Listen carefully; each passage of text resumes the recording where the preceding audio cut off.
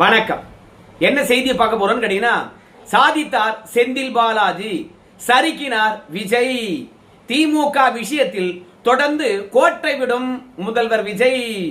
எதனால சறுக்கல், எதனால கோட்டை விடுறாரு அப்படின்னு பார்க்கலாம். தொடர்ந்து திமுகவினர் விஜய் எடுக்கின்ற சட்ட நடவடிக்கையில் இருந்து தப்பித்து விடுகின்றார்கள். எப்படி அவங்க தப்பிக்கிறாங்க, இவங்க எப்படி கோட்டை விடுறாங்க அப்படின்றத விரிவா இந்த வீடியோவில் பார்த்துலாங்க. ஆனா அதற்கு முன்பாக இதுவரைக்கும் நம்ம சேனலை நீங்க சப்ஸ்கிரைப் பண்ணலனா மறக்காம சப்ஸ்கிரைப் பண்ணிடுங்க, சப்போர்ட் பண்ணுங்க.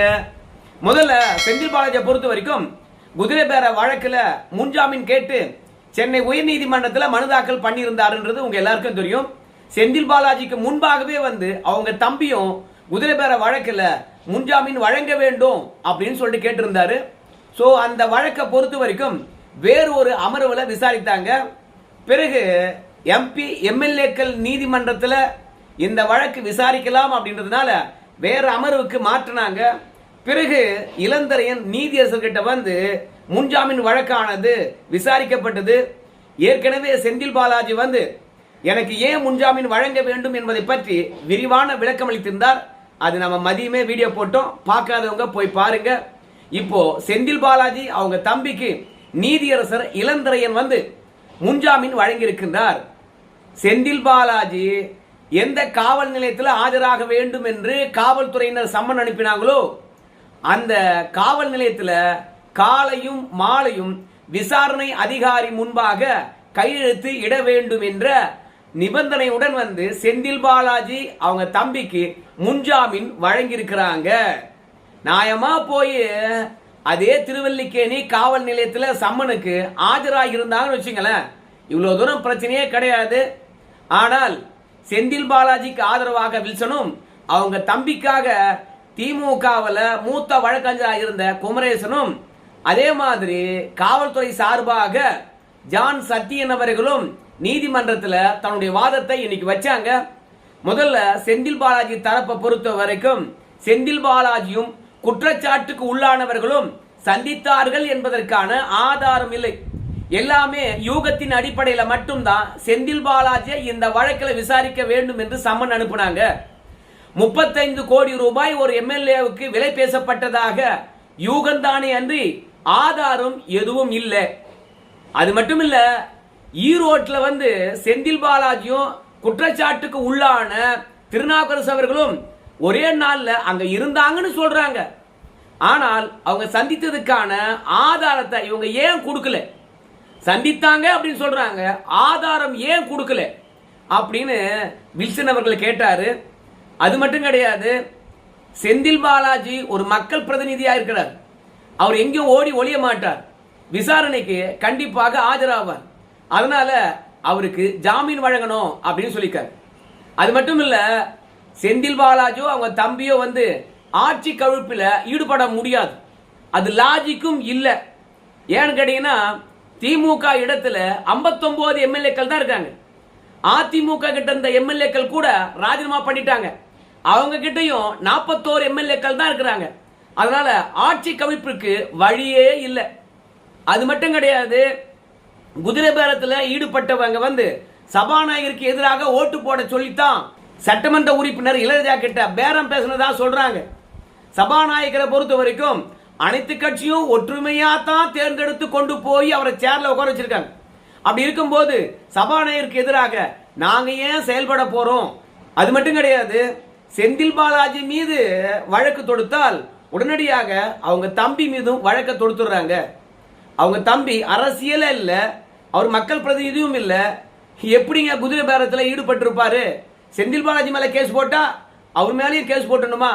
ஒரு பத்திரிகையாளர் கூட செந்தில் பாலாஜி அவங்க தம்பி 2 பேருமே எல்லா வழக்கையும் சம்பந்தப்படுறாங்களே ஏன் கூட கேட்டிருக்காங்க. ஆனா காவல்துறையால பதில் சொல்ல முடியல. அது மட்டும் கிடையாது, இப்போதைக்கு தவேக அரசாங்கமானது நம்பிக்கை வாக்கெடுப்புல வெற்றி பெற்று விட்டது. அவங்க கிட்ட 107 பேர் இருந்தாங்க. கூட்டணி கட்சிகள்லாம் பாத்தீங்கன்னா, அதாவது திமுகவுடன் இணைந்து தேர்தல் களத்தில் நின்று வெற்றி பெற்ற கூட்டணி கட்சிகள் இன்னைக்கு தவேகாவுக்கு ஆதரவளித்திருக்கின்றார்கள். அதனால அவங்களுக்கு போதுமான பெரும்பான்மை 120 பேர் சப்போர்ட் இருக்காங்க. அப்படி இருக்கும்போது அந்த ஆட்சியை எப்படிங்க கலைக்க முடியும்? 6 மாதத்துக்கு நம்பிக்கையில்லா தீர்மானமே கொண்டு வர முடியாது, அதற்காக குதிரை பேரம் நடந்தது அப்படின்னு சொல்றத எப்படி ஏற்றுக்கொள்ள முடியும், ஆதாரமற்றது, கற்பனை தான் அப்படின்னு வில்சன் அவர்கள் சொன்னாரு. இரண்டாவது, கரூருக்கு போறாரு நம்ம முதலமைச்சர்.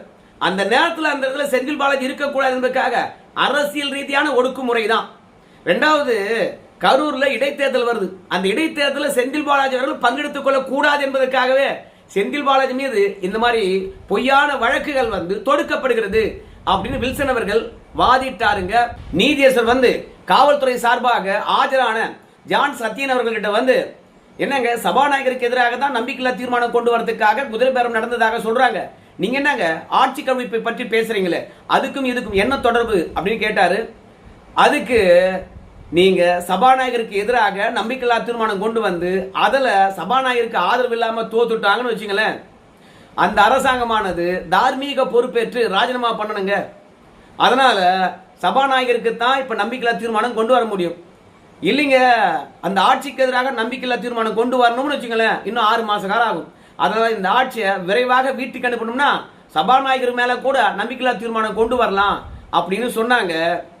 ஆனா குதிரை பேரம் நடந்ததுக்கான ஆதாரம் என்னங்க அப்படின்னு நீதியரசர் சொல்லுகின்ற பொழுது, இல்ல கேட்கின்ற பொழுது, அதுக்கு காவல்துறையை பொறுத்த வரைக்கும் நாங்க 9 பேரை கைது பண்ணிருக்கோம். அவங்க தந்த தகவலின் அடிப்படையில் தான் செந்தில் பாலாஜியும் அவங்களையும் கூப்பிட்டு விசாரிக்க வேண்டும் என்று நாங்கள் நினைச்சோம். ஆனா சம்மனுக்கு அவங்க ஆஜராகவே இல்லை. இரண்டாவது, அவங்களுக்கு ஏன் ஜாமீன் வழங்கக்கூடாது என்று சொல்றேன்னு கேட்டீங்கன்னா, இந்த விசாரணையானது ஆரம்ப காலகட்டத்தில் இருக்குது. சத்தியமா சாட்சி எல்லாம் கலைச்சிடுவாங்க. அதனால இவங்களுக்கு ஜாமீன் வழங்கினீங்கன்னா வெளியே போனாங்கன்னா அதுக்கப்புறம் யாரும் எங்க விசாரணைக்கு ஆஜராக மாட்டாங்க, எல்லாருமே பிறல் சாட்சியாக மாறிடுவாங்க. அதனால இவங்களை நாங்க முதல்ல விசாரிச்சிடறோம். விசாரிச்சு அதுல உண்மை இருந்தா இவங்க நீதிமன்றமானது சிறையில் வைக்கட்டும், இல்லையா ரிலீஸ் பண்ணட்டும். அதனால விசாரணை ஆரம்ப கட்டத்தில் இருப்பதனால இவங்களுக்கு ஜாமீன் வழங்கக்கூடாது அப்படின்னு சொன்னாங்க. இரண்டாவது, செந்தில் பாலாஜி அவங்க தம்பியும் குற்றச்சாட்டுக்கு உள்ளான திருநாவுக்கரசு அவர்களும் ஈரோட்டில் 2 பேர் இருந்திருக்கிறாங்க. ஆனா அவங்க சந்தித்தும் இருந்திருக்கிறாங்க, போன்ல பேசியும் இருந்திருக்கின்றார்கள். அந்த சந்திப்பு நிகழ்ந்ததுக்கான வீடியோ ஆதாரம் என்கிட்ட இருக்குது. போன்ல பேசியிருக்காங்க, அந்த சிக்னலை நாங்க கண்டுபிடிச்சிருக்கிறோம். அது மட்டும் இல்ல, ஜூன் 26, 27, 28 இந்த 3 நாட்கள் சென்னை கிண்டியில் இருக்கக்கூடிய நட்சத்திர விடுதியில 40 முறைக்கு மேலாக குற்றச்சாட்டுக்கு உள்ளான திருநாவுக்கரசு மற்றும் 8 பேரும் செந்தில் பாலாஜி தம்பி அசோக் இடத்துல சந்திப்பை நிகழ்த்தியிருக்கின்றார்கள். நாங்க அந்த நட்சத்திர விடுதியில இருந்து சிசிடிவி காட்சிகள் இருந்து எல்லா எவிடன்ஸும் நாங்க கண்டுபிடிச்சிருக்கிறோம் அப்படின்னு சொல்லியிருக்காங்க காவல்துறை. மொத்தத்துல திமுக சார்பில் ஆஜரானவங்க இவையெல்லாம் கற்பனை என்று சொல்ல, இல்ல காவல்துறை சார்பை பொறுத்த வரைக்கும் எல்லாவற்றுக்கும் ஆதாரம் இருக்கு என்று சொல்ல, தயவு செய்து இவங்களுக்கு ஜாமீன் கொடுத்துடாதீங்க, ஏகப்பட்ட எவிடன்ஸ்கள் என்கிட்ட இருக்குது, டிஜிட்டல் ஆவணங்கள் இருக்குது, அவற்றையெல்லாம் நாங்க விசாரித்து முடிவுக்கு வரணும் அப்படின்னு சொல்லிட்டு கடுமையான எதிர்ப்பை தெரிவித்தார்கள். ஆனால் இளந்திரையன் அவர்களை பொறுத்த வரைக்கும் என்ன நினைச்சாருன்னு தெரியல, ஏன் ஜாமீன் வழங்கினார்னு தெரியல. நம்மளை பொறுத்த வரைக்கும் ஏன்பா செந்தில் பாலாஜியும் அவங்க தம்பியும் திருவல்லிக்கேணி காவல் நிலையத்தில் ஆஜராகணும், அவ்வளவுதானே. விசாரணை அதிகாரிக்கு முன்பாக இவங்க 2 பேரும் ஆஜராகணும், அவ்வளவுதானே. செஞ்சிட்டா போது அவரு காலை மாலையும் திருவல்லிக்கேணி காவல் நிலையத்தில் கையெழுத்து போடுவாங்க. அவங்க எங்கேயும் போலையாம், நீங்க எப்ப கூப்பிட்டாலும் விசாரணைக்கு நாங்க வரோம்னு சொல்லியிருக்காங்க. தொடர்ந்து நீதிமன்றத்தில் குதிரை பேர வழக்கானது அந்த 9 பேரை வச்சு நடத்துங்க, விசாரிங்க. மீண்டும் செந்தில் பாலாஜி அவங்க தம்பியும் அந்த 9 பேர் தந்த வாக்குமூலத்தின் அடிப்படையில் விசாரிக்கணும்னா கூப்பிட்டு விசாரிச்சிடலாம். ஒரு வாரத்துக்கு காலை மாலையும் திருவல்லிக்கேணி காவல் நிலையத்திலிருந்து கையெழுத்து போட தானே சொல்லியிருக்கோம். அதனால அவங்கள பொறுத்த வரைக்கும் இந்த குற்றத்தில் ஈடுபடவில்லை, அரசியல் ரீதியான பழி வாங்குது என்று சொல்றாங்க. ஏற்கனவே குற்றச்சாட்டுக்கு உள்ளானவர்களை கைது பண்ணியிருக்கீங்க, தீர விசாரிங்க, அதற்கு பிறகு பார்க்கலாம் அப்படின்னு சொல்லிட்டு இவங்க 2 பேருக்கும் ஜாமீன் வழங்கி இருக்கின்றார்கள்.